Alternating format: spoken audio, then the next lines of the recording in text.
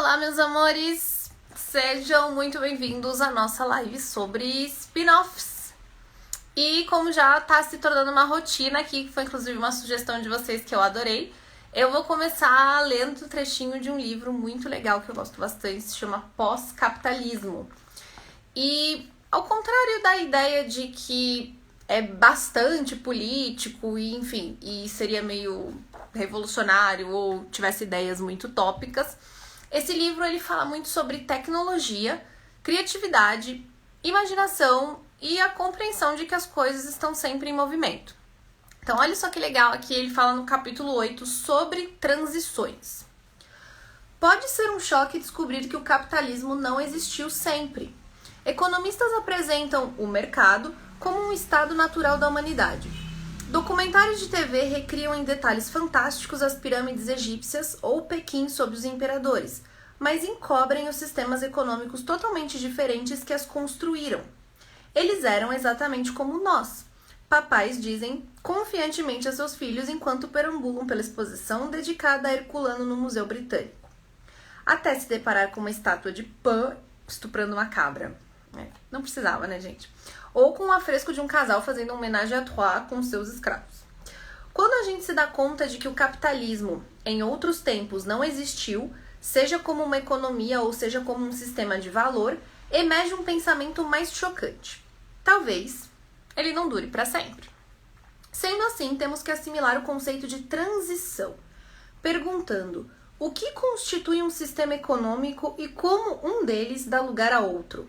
Nos capítulos precedentes, mostrei como a ascensão da tecnologia da informação abalou as instituições básicas do capitalismo, preço, propriedade e salários. Sustentei que o neoliberalismo era uma falsa aurora, que a crise pós-2008 é produto de falhas no seio do modelo econômico que frustram a exploração de novas tecnologias e a decolagem de uma quinta onda longa, e tudo isso torna possível o pós-capitalismo, mas não temos nenhum modelo para transição.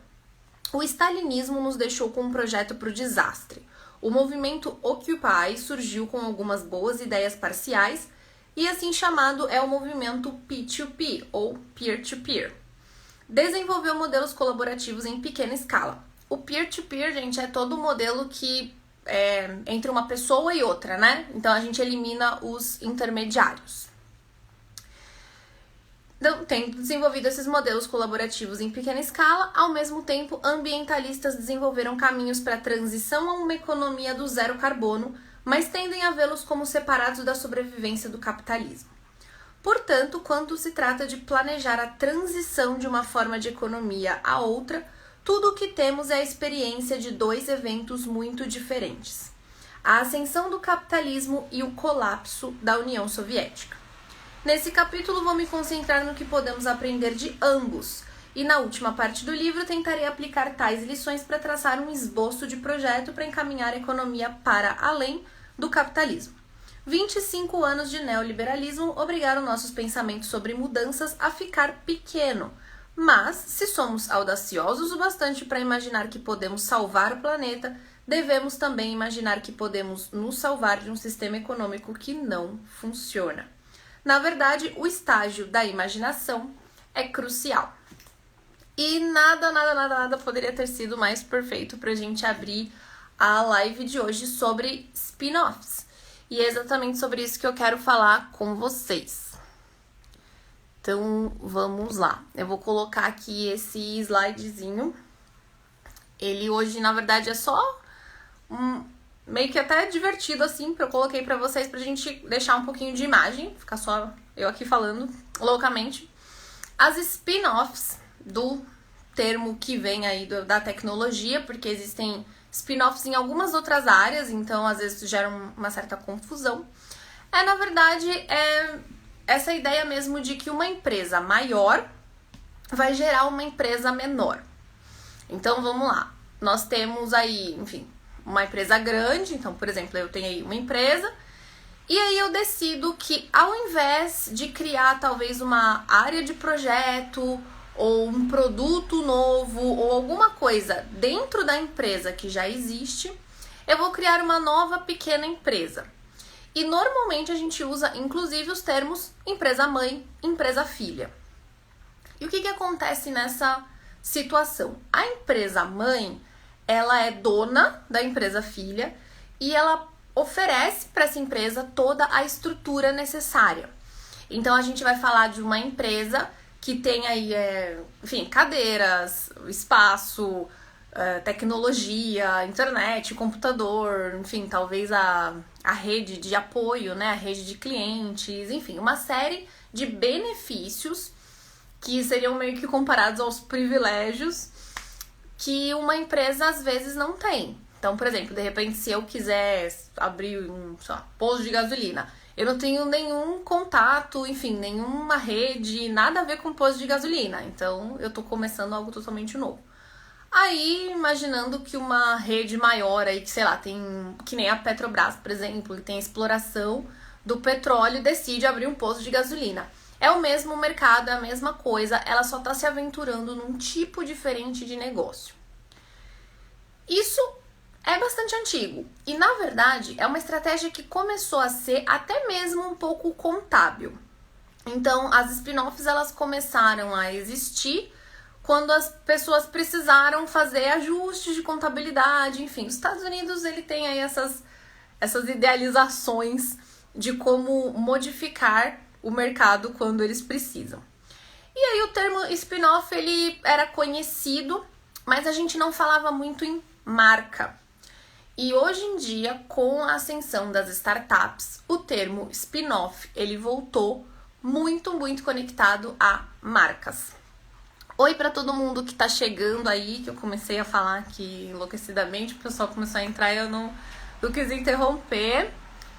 Espero que vocês todos estejam bem. E vamos lá sobre as marcas. O que acontece quando a gente tem a empresa mãe e a empresa filha? Normalmente, a empresa filha, ela tem uma marca própria.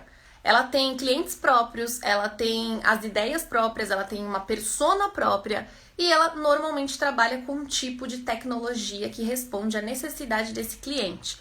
E isso é diferente do que faz a empresa mãe. Quando a gente encontra esse tipo de diferença, a gente percebe que é até interessante o mercado para a empresa mãe, só que seria arriscado fazer uma transformação grande demais, né? Você teria que transformar toda a cultura organizacional de uma hora para outra para atender esse mercado. E que a transição seria muito longa. Então, imaginem que assim, ó. Vou dar o exemplo de uma imobiliária aí, que é meu mercado, uma coisa que eu conheço mais. Então, você tem lá uma imobiliária, imagino que é uma empresa grande. Essa empresa tem uma cultura, essa empresa atende a um público, ela trabalha já respondendo a certos processos, ela tá toda estruturadinha. E aí a gente começa a ver surgir aí um novo público que quer uma coisa mais ágil, que já tá vendo aí alguns experimentos de mercado, o pessoal já tá chegando com tecnologia nova, você começa a observar tudo isso. Só que no começo, tudo é muito novo. Então, vocês lembram mais ou menos como é que foi a bagunça da Uber quando chegou? Os táxis ficaram, vai se sustentar, não vai se sustentar, daqui a pouco ninguém vai usar Uber, aí todo mundo, daqui a pouco ninguém vai usar táxi. O mercado fica muito incerto. E aí, o que acontece?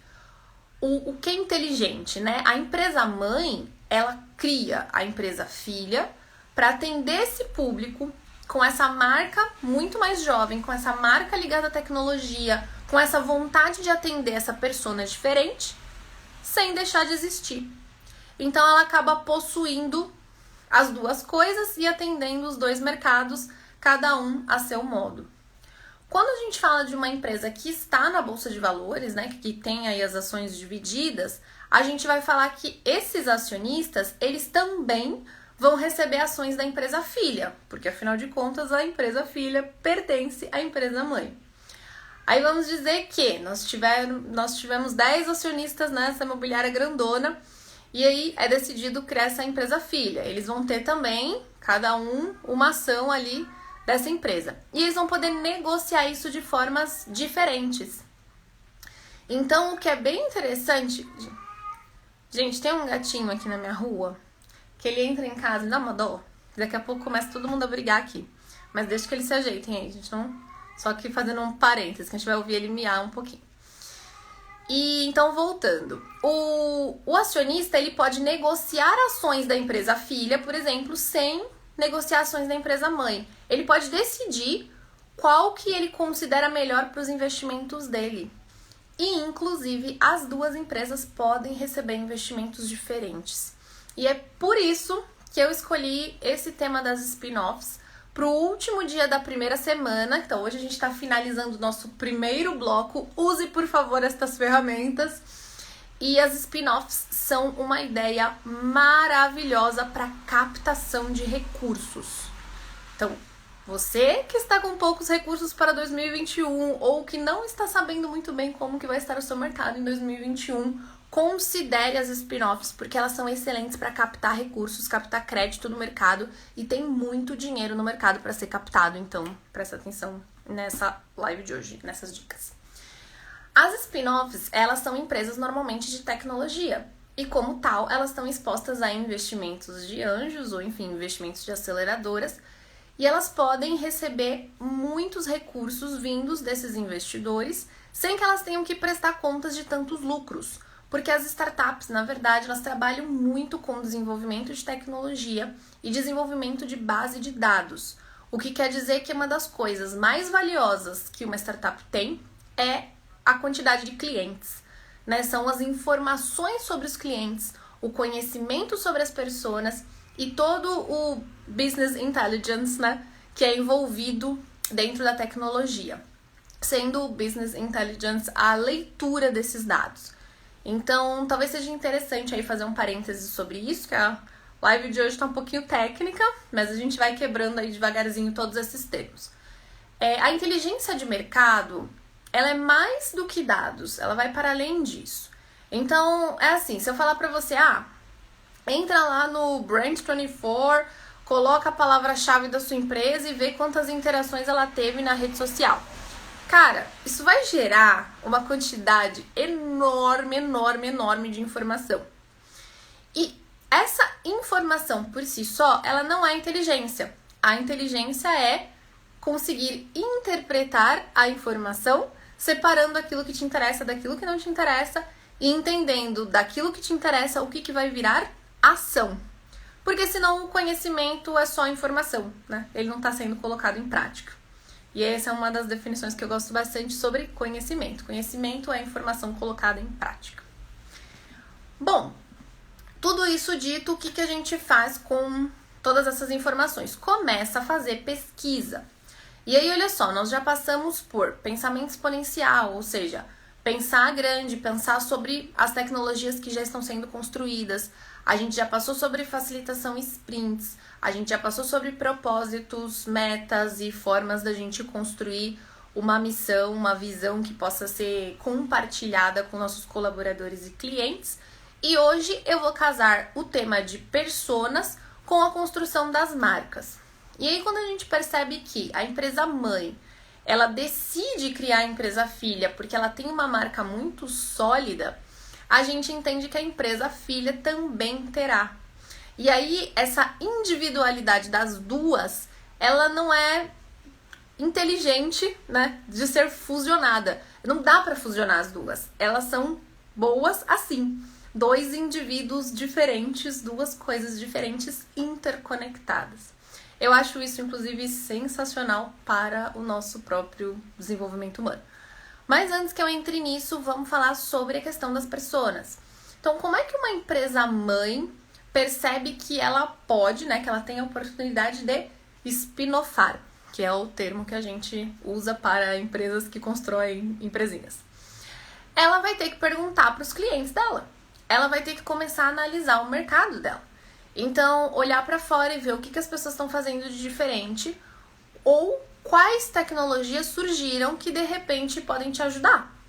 Então, a gente fez um estudo aí uma vez no mercado imobiliário, pensando assim, se a gente fosse usar a tecnologia de localização do Uber, né, a forma como o Uber trabalha. Cara, dava para criar um corretor de imóvel aí em geolocalização. A gente já pensou, uma vez também, fizemos um estudo muito bacana sobre como seria uma fusão do Tinder aí no mercado das imobiliárias. Então, daria meio que um match no apartamento. Então, olhar para essas tecnologias que já existem e pensar o que você consegue encaixar no seu mercado. Isso é uma forma. Conversar com o seu cliente, analisar o que pensa o que ele acha, o que ele sente do trabalho que é oferecido, como que poderia ser mais legal. Essa é uma segunda forma. Olhar para aquilo que você faz e que você gostaria que fosse mais eficiente, olhar para os seus processos. É uma terceira forma. Então você percebe que assim, você tem várias informações entrando, né, vários inputs entrando, e aí vem a inteligência de mercado, que é somar tudo isso, olhar para tudo isso de uma forma macro, né, olhar de cima e pensar o que a gente pode criar no meio disso, né? Então é como se a gente tivesse aquelas 3 bolinhas, né? Podia ter feito esse slide para vocês. E aí a spin-off vai estar bem no meio disso. Diferente da empresa mãe, a spin-off vai ter uma cultura de inovação, vai ter uma cultura de aceleração, vai usar as metodologias ágeis, vai usar uma série de novidades e vai testar rápido, utilizando os recursos da empresa mãe e os recursos que podem ser captados no mercado. Deixa eu tirar aqui o slidezinho aqui para eu voltar para a tela e começar a ver vocês aqui mais um pouquinho. Então, gente, hoje eu vim de suéter de unicórnio para combinar com o tema de hoje. Aí espero que várias spin-offs virem unicórnios. Que, aliás, para quem não conhece muito bem o termo, os unicórnios são empresas que valem mais de bilhão. Aí. Nós temos muitos aqui no Brasil, viu? A gente é meio preconceituoso, acha que startup, enfim, grandes ideias de tecnologia estão só lá fora. E os brasileiros, na verdade, são excelentes nesse mercado porque é bastante ligado à criatividade. Curtiu a blusa? Eu vim aqui toda já no esquema pra gente falar de startup, spin-off e todas essas derivações. Aí, aproveitando que era segunda-feira, eu falei, vamos fazer um coque, porque tá todo mundo na correria, na loucura, no cansaço. E foi isso aí mesmo. Então, isso hoje é para falar sobre marca pessoal e marca empresarial. E como que a gente se conecta também com os momentos da nossa persona, enfim, tudo isso. Olha o unicórnio. Tá me incomodando aqui esse fiozinho de cabelo. Pronto, prendi pra trás. Então vamos lá. O que é muito legal quando a gente pensa em criar o novo a partir do antigo? Não teremos tantas... não é disrupção, né? Disrupção ela é uma palavra positiva, mas é aquela sensação de que você não estuda o antigo, sabe? Não dá valor pro antigo. Essa rejeição é uma espécie de rebeldia, sabe? E aí você acaba que não aproveita o melhor dos dois mundos. E com frequência as startups fazem isso. Elas começam a querer ser diferentonas demais e elas perdem a experiência de mercado que as empresas mães, né, ou as empresas um pouco mais tradicionais já tinham medido. Não é muito inteligente fazer isso. Então, assim, a gente ouve bastante aí dentro do mercado imobiliário, quando a gente fala do Quinto Andar, que é uma das startups aí mais promissoras, uma das que a gente mais conhece, ou mesmo a Uber, né, iFood e tudo mais. O que acontece? A gente percebe que eles trazem uma ideia muito legal, eles desenvolvem muito bem o conceito, só que eles pecam em pequenos detalhes que empresas tradicionais não fariam. E isso porque eles não olham para trás, eles não olham para esse aprendizado. E a gente, como ser humano, com frequência faz isso. Muitas vezes a gente pega um processo de desenvolvimento humano e aí faz uma quebra, assim, você decide que você vai ser uma nova pessoa e que a pessoa de trás, tipo, não quer mais olhar para isso. E você constrói uma personalidade toda nova. Além de você correr o risco de ser muito falso, você ainda corre o risco de não levar em consideração nenhum desses aprendizados que você já teve para trás. Então eu gosto muito desse conceito das spin-offs porque eu acho ele muito equilibrado. Eu acho que esse conceito ele traz pra gente que o antigo e o novo eles precisam dialogar. E que inclusive a função do antigo é dar suporte para o novo começar a existir sem pressão, para que ele encontre o caminho correto e cresça, sem o medo de que esse novo, essa nova coisa que surge, vá destruir o antigo. Porque essa é uma interação muito disfuncional. A natureza nos criou assim, né? E a gente falou disso ontem, quando falou de regeneração e das etapas, né, do processo natural. Eu acho bem bacana, eu acho inclusive que transformar os nossos mercados é muito mais inteligente do que disrupções atrás de disrupções, né? Então, eu acho que é bem interessante a gente olhar para isso e começar a abrir esse diálogo. Enquanto empresários, a parte mais legal é que, assim, primeiro, enquanto você está estudando o que fazer com a sua spin-off, né, ou como montar uma spin-off, você vai aprender muito sobre você mesmo. Então, existe uma pesquisa muito detalhada sobre quem é sua persona, o que essa persona pensa. A gente fala que é bem Globo Repórter mesmo. Estudo de persona é assim, quem é essa pessoa, do que ela se alimenta, onde vive, como dorme, o que sente. É exatamente o que a gente faz. E aí, com todo esse aprendizado, você acaba prestando atenção se aquilo se enquadra na sua marca, ou você gostaria que se enquadrasse, ou aquilo se enquadra em uma outra marca diferente da imagem que você, né, tem, que você quer passar. E para que isso aconteça de forma saudável, você precisa compreender sobre imagem empresarial, que é o que a gente chama de branding, né? Os termos são em inglês, mas a gente vai traduzindo aí, como eu falei, quebrando esses termos. Deixa eu só dar uma lida aqui no que vocês estão falando pra gente ir interagindo um pouquinho. Bia, linda, saudades. Disrupção pela disrupção vira vício, sim, como tudo, né? É uma rebeldia, é como jovens rebeldes, né? Eu brinco que o Brasil inventou o mundo VUCA muito antes dos Estados Unidos, porque a gente tem aquela expressão vucu-vucu, sabe? Que é bem isso aí mesmo. Então, assim, mundo VUCA é mundo hostil, e pra mim, vucu-vucu é tipo o quarto do adolescente rebelde muito louco. E não, assim, é exatamente isso, é querer chamar atenção, é querer mostrar que fazendo tudo diferente daquilo que te disseram pra fazer, você vai chegar lá. Inclusive, acho que tem um estudo, eu não sou muito fã do Napoleão Hill, vou levar vários xingos aqui por dizer isso, porque Napoleão Hill é um dos profetas da inteligência emocional, mas acho que tem uma das leis dele lá que falam que dá errado pra quem faz sempre tudo o que mandam ou nunca faz o que mandam, né? A pessoa rebelde demais. Mas isso aí, como eu falei, já veio de Shakespeare, né? Os dois extremos. Vamos lá. É bem importante, isso é bem legal mesmo. É importante a gente pensar no futuro dos negócios pelos negócios, né? Eu acho interessante também, um outro ponto que você me fez pensar nisso, Andressa, a forma como as spin-offs são saudáveis para sucessão. Então, existem algumas empresas fazendo trabalhos excelentes de transição, de sucessão, né, do poder, criando spin-offs. Então, a interação entre pai e filho, que é uma problemática de geração, né, sempre vem aquela problemática de conseguir modernizar a empresa e tal, ela acaba sendo resolvida porque o filho constrói a spin-off. E aí acaba que assim, a relação, a interação é a mesma, né? Então o filho tem o apoio do pai, assim como a empresa filha tem o apoio da empresa mãe, só que os dois crescem juntos, porque eles fazem parte do mesmo ecossistema.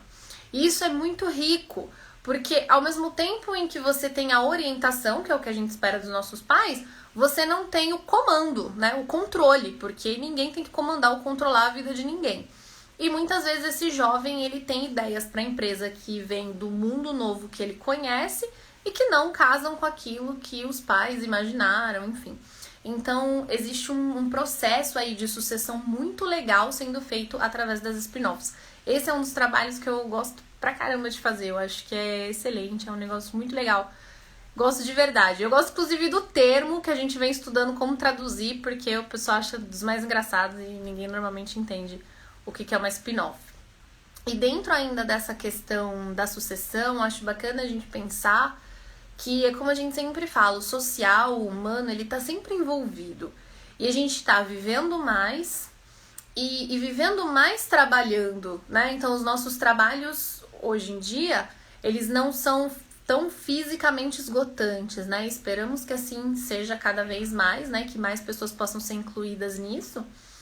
Então, nós trabalhamos mais e isso nos faz bem. Só que, ao mesmo tempo, esse convívio muito grande de geração, né, de conflito de geração, ele é muito prejudicial para a empresa. A empresa sofre, vira meio que quase que um cabo de guerra, né? Então, é importante que a gente pare para pensar nas opções que existem E da minha visão, as spin-offs são uma das coisas mais legais que a gente trouxe até hoje para fazer essa transição de forma saudável e extremamente inteligente. A gente tem casos aí muito bacanas de spin-offs que deram muito certo. Eu vou postar aí nos stories para vocês depois alguns cases, pra gente não se alongar muito aqui. Fazer uma spin-off pessoal, Geminiano Feelings. Olha, geminianos tem que fazer 2. Eles são 2, tem que fazer 2, vai fazer 4. Vai virar uma bagunça, mas não mistura as coisas não. Globo Repórter, ai gente, é muito engraçado. A gente faz isso mesmo, o pior é que estudo de persona, assim, quanto mais profundo é o estudo do avatar, a gente pergunta o que a pessoa tem medo, do que dá... aciona gatilho, sabe? Tem coisas que acionam os gatilhos negativos, assim, por exemplo, pra mim, eu estudo, olha que coisa louca, eu estudo produtividade desde os, sei lá, acho que 13, 14 anos de idade, faz muito tempo. E tá bom, gente, não faz tanto tempo assim, né, que eu tá até meio ok. Mas ok, faz tempo que eu estudo isso. E eu tenho verdadeira angústia, pavor, se eu ver um anúncio que me remeta, tipo assim, você precisa desse curso porque, tipo, você tá atrasada, sabe? Alguma coisa que me diga que eu tô atrasada. Eu tenho um pavor disso, eu não clico, eu saio correndo do anúncio, eu não quero nem saber o que é. E talvez eu perca aí a maior ferramenta de produtividade já inventada, simplesmente porque isso me dá um gatilho ruim, eu falo, não tô atrasada coisa nenhuma, né? Me deixa que eu tenho meu tempo pra fazer as coisas aqui. E passo. Então, a gente faz, inclusive, esse tipo de estudo. É muito legal. Agora, vamos lá. Voltando aqui um pouquinho até o autoconhecimento.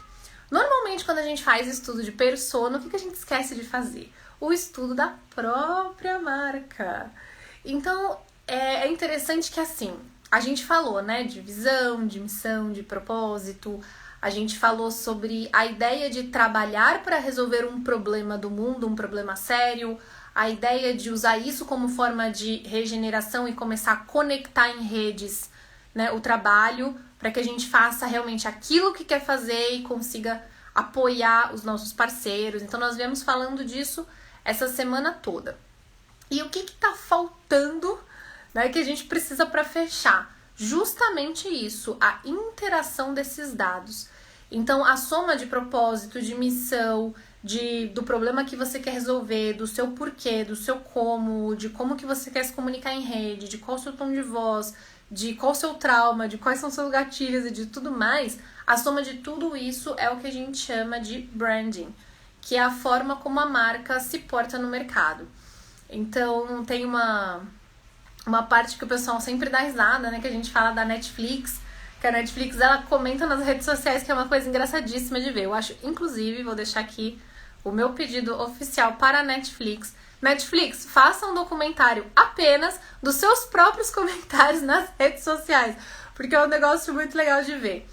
E aí tem, inclusive, aquele momento que uma pessoa perguntou, Netflix ou a Netflix, né? Ou Netflix ou a Netflix. Aí eles responderam, a Netflix, eu sou menina.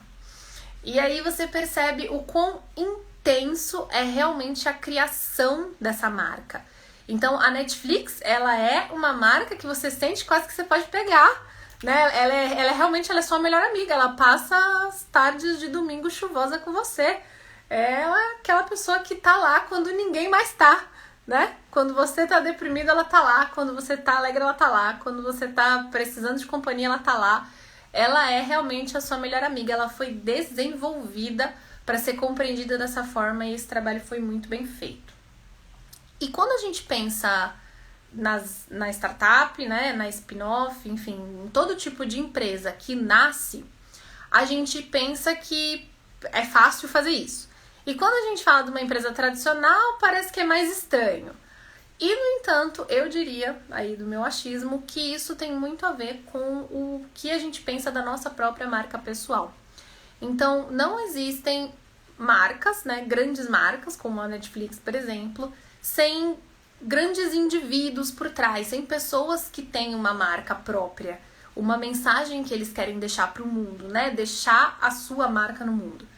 E essas pessoas, elas fazem um trabalho de autoconhecimento, elas fazem um trabalho de olhar para dentro, elas fazem um trabalho de dizer com muita clareza aquilo que elas querem pro mundo.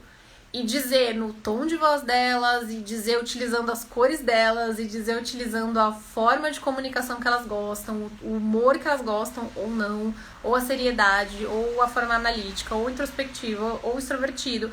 Enfim, todas essas características, elas compõem a nossa marca pessoal.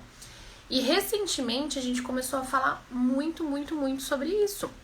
Porque a gente começou a falar em autoridade no Instagram e no LinkedIn, enfim, na rede social que você queira estar mais presente ou mais bem posicionado. Quando a gente fala sobre essa questão com as pessoas de criar autoridade, né? Então, criar a sua imagem. Então, vamos falar, por exemplo, do Instagram, né? Qualquer fórmula de lançamento no Instagram, qualquer tipo de marketing bem feito no Instagram, exige que a pessoa defina o seu tipo de comunicação e a sua persona. E isso é muito legal. No entanto, existe um risco muito grande da pessoa definir a forma de comunicação dela baseada na persona.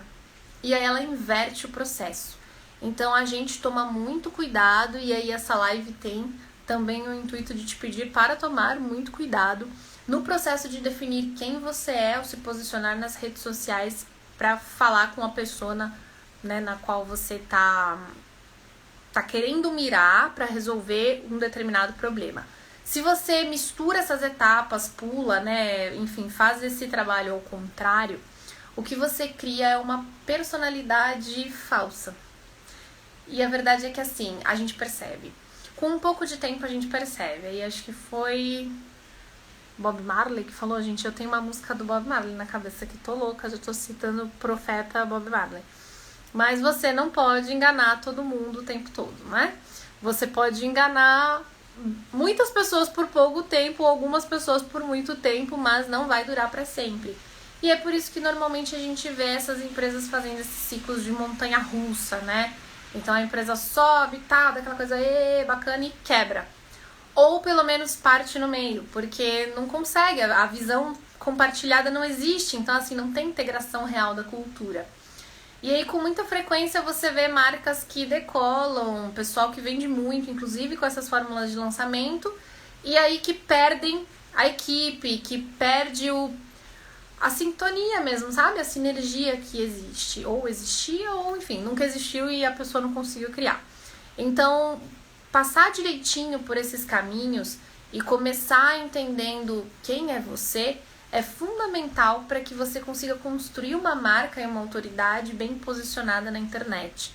E essa marca bem posicionada na internet vai ser a base para qualquer spin-off ou startup, né? Porque é do fundador, né? Da alma do fundador que vem essas pequenas empresas tecnológicas e super ágeis e super dispostas, loucas para resolver certo problema no mundo e criar um tipo de disrupção que faça evoluir nosso processo. Eu sou super fã delas, acho que tudo isso tem que ser feito com responsabilidade, só que a verdade é que a gente vem conseguindo encaixar um modelo interessante de aprendizado. Então tem um grande empresário aqui em Santos que eu admiro pra caramba, que é o dono da Space Moon, ele fala sempre, né? Ele fala, a gente não acelera startup, né? A gente constrói junto. E isso é assim, isso é pegar um empresário que tem um perfil de venda, um perfil de gestão, um perfil, né, mais extrovertido, um perfil realmente de paixão com a empresa e dar uma aula de como ser empresário para ele à medida que se constrói a empresa. Isso é rico demais. E isso foi trazido pelas startups. Então, isso é muito bacana, é bom a gente olhar para tudo isso e perceber como que isso pode ser feito pra gente. Então, eu sempre costumo pensar que todo o processo de autoconhecimento, quando eu tenho a oportunidade de fazê-lo com as pessoas, eu não faço tanto processo de autoconhecimento pessoal, assim, faço alguns, e eu sempre acho muito mágico, assim, porque pra mim é quase como se eu visse a pessoa criar uma spin-off dela, né? Então, ela começa a moldar aquilo que ela quer levar pro mundo e ela começa a transferir, né? Aos poucos ela vai vivendo essa transição até que ela viva 100% esse novo eu, né? Isso é tão rico, gente, é muito lindo de ver. É uma delícia. Essa é a minha mensagem do final do primeiro bloco. Então, use spin-offs. Gente, use e abuse. O estudo das spin-offs, eles não trazem nada de ruim. É tipo chocolate, assim. Se bem que chocolate dá espinha pra algumas pessoas. Mas, sei lá, eu não consigo nem ver nada de ruim em chocolate. Então, no máximo, assim, você falar que aconteceu a pior coisa que poderia acontecer, você não fez nada com aquela informação. Só que a informação tá lá e um dia talvez ela seja útil. Quando você começa a estudar esse processo de spinofagem, eu adoro todas as palavrinhas aí ligadas a isso. A gente estuda o método Canvas, a gente estuda o mapa de personas. E aí, como empresário, você começa a ver o quão ricas, né, no plural, são essas ferramentas. E aí é legal que assim, muitas vezes é ali que vem os facilitadores. Então existem consultorias, né, consultorias especializadas, a gente faz um trabalho legal com isso. É muito show, de verdade. Então, você empresário, considere começar o seu estudo de spin-offs. E você, pessoa física, considere começar o seu próprio estudo de personal branding. Ou seja, de criar sua marca pessoal com a sua verdade e viver a sua verdade. Essa é a nossa mensagem para hoje. A Adriana entrou aqui bem no finalzinho, mas a gente estava conversando um pouco já hoje sobre isso e ele não conseguiu ver. Mas vai ficar gravado. Inclusive, você que está me ouvindo na gravação, faça isso por você e pelos outros. Passa essa mensagem para frente, porque tem muitos empresários que estão aí pensando em captação de recursos, em como que isso pode ser feito. Às vezes as empresas pegam empréstimo no banco, sendo que elas não precisariam fazer isso. As spin-offs, elas têm essa vantagem de terem um CNPJ diferente, de serem constituídas de forma diferente e de proporcionarem a possibilidade de receberem investimentos, capital, não só como empresas novas, mas capital também de investidores, de anjos, enfim, esse capital que está aí no mercado ávido por inovações. Então, vamos lá, marca pessoal te dever sua verdade. Sim, é exatamente essa a função, né? É descobrir dentro de tudo aquilo que o mundo diz que você é, quem você realmente é. Essa é uma frase da professora Lúcia que eu acho sensacional. E é isso que faz justamente a marca pessoal da gente. Ela traz essa vontade de explorar dentro da gente o que é nosso e o que não é nosso. Então, o que na verdade vieram dos teus pais? O que vieram de traumas? O que vieram do social, que as pessoas te disseram que você tinha que ser? Aliás, é uma das coisas que a gente adora brincar, né? Eu não tenho que nada, que eu sou obrigada. Eu passei alguns meses na França e foi uma experiência sensacional, porque os franceses, eu acho que eles são professores do mundo sobre o não tenho que nada. Eles realmente não se sentem obrigados. E eu acho isso sensacional. O que eles fazem porque eles querem fazer, eles decidiram fazer. E não é o que eu faço assim, não é eu faço o que eu quero, do tipo, eu não tenho responsabilidades. É o contrário, é assim, eu escolho aquilo que eu quero fazer e me comprometo com isso. Eu não faço porque eu sou obrigado, porque eu não sou obrigada a nada. E os franceses, eles têm muito essa... Eu acho sensacional, gente, de verdade. Inclusive os brasileiros que vão pra lá, eles falam isso. Eles falam, os franceses, não sei o que, faz o que quer. E é muito bacana, foi um aprendizado muito lindo. Oh, meu bem, eu também amo muito vocês e espero que todo esse conteúdo traga isso mesmo, paz. Porque a paz... Aliás, vou citar, eu já tô citando a Lúcia hoje, então hoje é o dia da professora Lúcia. A professora fala sobre isso, né? Ela fala que a paz não é pacífica, né? A paz é justamente o estado de espírito em que você tá pronto pra lutar. Eu acho isso maravilhoso. A gente costuma dizer bastante, eu falei um pouco quando falei sobre a liberdade, nenhum valor se realiza em si mesmo. Então, não, a paz não é pacífica, a liberdade não é livre e o amor não é amado. Porque os valores, eles são interdependentes, né? Tudo que se realiza em si mesmo se destrói em si mesmo, né? Então, é bom que a gente compreenda que o ciclo, o fim de um ciclo é o começo de outro e a gente vai vivendo sempre nesse movimento. E as spin-offs, inclusive, elas fazem exatamente isso, né? Acabou que a gente cruzou os temas todos e chegou nessa questão do movimento das coisas novamente. É o movimento de aceitar o novo, é um excelente momento para aceitar o novo. A gente vai ter um ano de incertezas, a gente vai ter um ano de buscar as inovações e a gente vai ter um ano talvez de entender que o novo é aquilo que vai proteger o tradicional, né? E se a gente for esperto bastante para fazer isso que o Paul Manson sugere no Pós-Capitalismo, e para vocês que chegaram uns minutinhos depois aí que não pegaram a leitura, eu li uma partezinha muito interessante desse livro.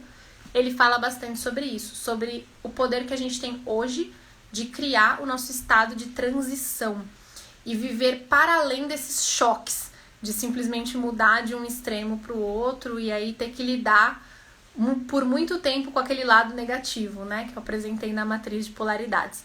Então façamos isso juntos, vamos criar unicórnios, todos juntos. E é isso. Então, um beijo enorme pra vocês. E até amanhã com o Use com Cuidado. Amanhã a gente vai começar um bloco novo, aliás, fiquem aqui que eu esqueci desse recado. O bloco novo, que é o Use essas ferramentas com cuidado, porque vocês já estão no nível intermediário, né? Afinal de contas, passamos pelo bloco básico, agora vamos ao bloco intermediário. Ele vai ser às 9 da noite. Porque tem muita gente brigando comigo aqui que 10 horas tá tarde porque dorme cedo. E eu achei, inclusive, a coisa mais linda. Olha, ó, gosto de gente que dorme cedo, que acorda cedo, porque isso faz bem pra saúde. Então, a gente vai começar amanhã a fazer as lives às 9 da noite. E é o primeiro dia do nosso módulo intermediário. A gente vai falar sobre diagnósticos, sobre como eles são importantes e sobre... Meu Deus, passou uma nave espacial aqui na minha rua. Sobre como os diagnósticos são importantes e sobre como eles podem ser irritantes e pessimistas e enlouquecedores e a gente precisa usar eles com cuidado. Então, fiquem ligados e até amanhã.